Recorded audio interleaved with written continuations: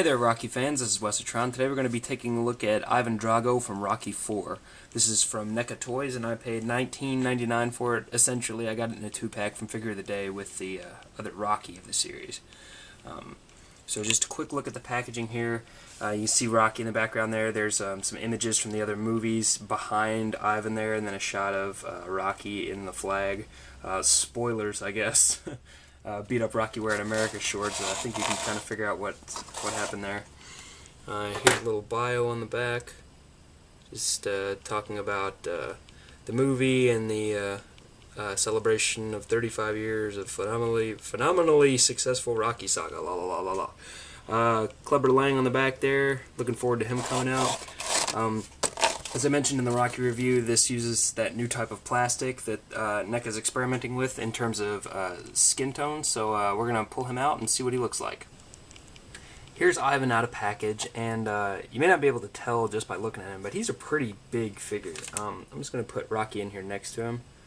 You can see how much taller Ivan is, because Ivan is hunched here. He's hunched at the waist, he's hunched at, he's got his knees bent, his legs shot out, so him still being taller than Rocky says a lot about how big this guy is. Let me see if I can straighten up a little bit.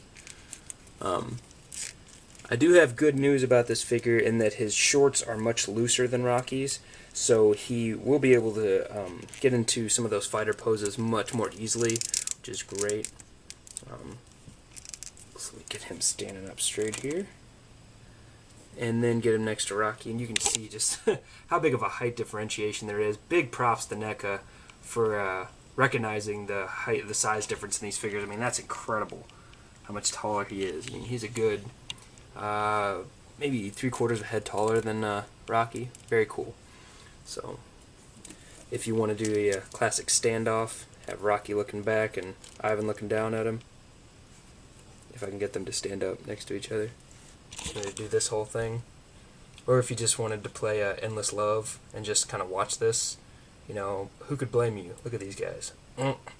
They're just so fine in their sweaty shirtlessness. I don't know. I was trying to be funny. It didn't really work out. Now, you may have heard that this is the sad-face Drago variant, because Drago looks a little sad-face in it. And it's not really, I don't think it's a fault of NECA, because he kind of had this sort of I could take it or leave it mentality, this look of like, I can crush you and it doesn't really matter throughout the whole movie. So this sort of kind of nonchalance about ass whooping, I think they captured it actually pretty good. But as I mentioned in the Rocky review, there will be some issues in terms of fighting, because you know, you get this guy into a boxing pose and he looks like he's not even there, like he's not like he's kind of here but not here, like your friend got a little too high at the party and they don't remember what's going on. But yeah, the hair looks really good. They did this neat thing of since it was cast in the plastic, they just sort of almost dry brushed over it, so that it still kind of creates a three-dimensionality, and also it makes it look really good on the sides and the back where he wore his hair really short. I mean, if you look at that really closely, that looks just like that should look in real life. So very cool stuff from NECA. As I was talking about with the translucent plastic, you can see here, he's actually cast in this color and then painted over like a wash, which is very cool. It makes this really nice, realistic look to the skin. And isn't as transparent as you might think it is. I mean, if I hold it up to the light, I don't want to get too much light in there. You can see, you can't see through it or anything. It just helps to kind of add the illusion of skin. I mean, it's very cool stuff. The paint is pretty solid overall. Nice clean lines everywhere on this guy. No real troubles, except for on one boot. These boots look clean on the back and everything. Focus. Focus. I want you to be able to see the laces. There you go. See how clean the laces are, and the socks look really good. This boot has got just a random splash of yellow paint, which is much like, I don't know if you want to call it, I guess it's oranger than the rest of the paint. So I don't know if maybe that's from the wash they did on the shorts here, because you can see there's a bit of maybe some orange in the in the crevices, the folds of the shorts, to kind of create the illusion of depth. So maybe that just got splashed on there. I don't know. It's not a huge deal for me, but I did notice it, so I wanted to show you guys. Musculature-wise, he is much bigger than Rocky as well. As you can see, he's much wider than Rocky, but also he's much more built. You know, he's got bigger arms, much bigger chest, just very developed, and it looks really good. NECA did a great job on the musculature on this figure. So, just a quick bit of trivia information if anybody ever asks. Dolph Lundgren is actually like a certifiable genius. He's a member of Mensa and incredibly intelligent. Yeah, if if you ever get the opportunity, if anybody ever asks, hey, who's the weirdest person you know who's in Mensa, you can tell them Dolph Lundgren and actually not crack a smile when you do it, because it actually isn't a joke. So anyway, articulation-wise, we've got some very nice side-to-side, very, very nice. NECA's got that great double ball that they use. Down is awesome. He's going to be able to look straight down at Rocky. Back is actually pretty good because he's got a low neckline because he doesn't have any extra hair back there, which is great. Swivel hinge shoulders got a little bit better range than Rocky. It goes, you know, out to the sides a little better, right, a little bit better than left.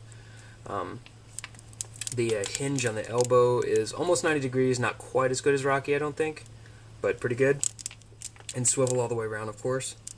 Ball jointed wrists, so a lot of great movement there. Ball jointed torso goes way far down and way far back, and of course adds great rotation. Not all of the Rocky figures can go all the way around, but I would venture a guess that he probably can. He seems like he could. And great side to side, so you're going to be able to get some great like bobbing and weaving poses out of this if you desire to do that, even though he looks sleepy. You know, drowsy Drago is still a good Drago. Swivel hinge, swivel hips.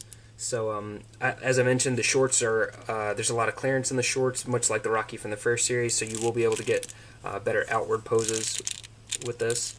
Kind of got this aligned funny right now, but basically, the joint is hinged up here in this way, so you will have to kind of bend the leg out and then move it to the position and then swivel the thigh around to the way you want it, which is a pain in the butt, and I really wish they would go with just ball joints for this. It would seem like it would make it a lot easier since they already have the swivel hinge joint in the knee to add rotation, but that's not up to me. This guy will be in a pretty vanilla pose anyway because, as I mentioned, he looks sleepy. Hinged knees, not quite 90 degrees, but doesn't need to for a boxer. Swivel, very nice. And then the the double ball joint in the ankle here adds for some very nice side-to-side action, and then back about that far, and forward much better.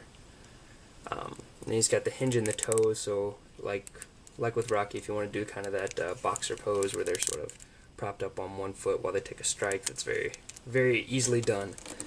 So yeah, this figure, as I mentioned, paid $20 for him out of the, not case, I guess, maybe a case, 2-pack essentially of Rocky and Ivan from Series 4 from Figure of the Day. I highly recommend this figure. I think he looks great. He is sleepy, of course, you know, that is the case with Drago, but that's just the way he looks. I mean, what are you going to do about that? You could have gone a little more grimacy or make him frown a bit more, like with his eyes, but he was pretty relaxed through most of it. It was kind of part of what made him a creepy villain.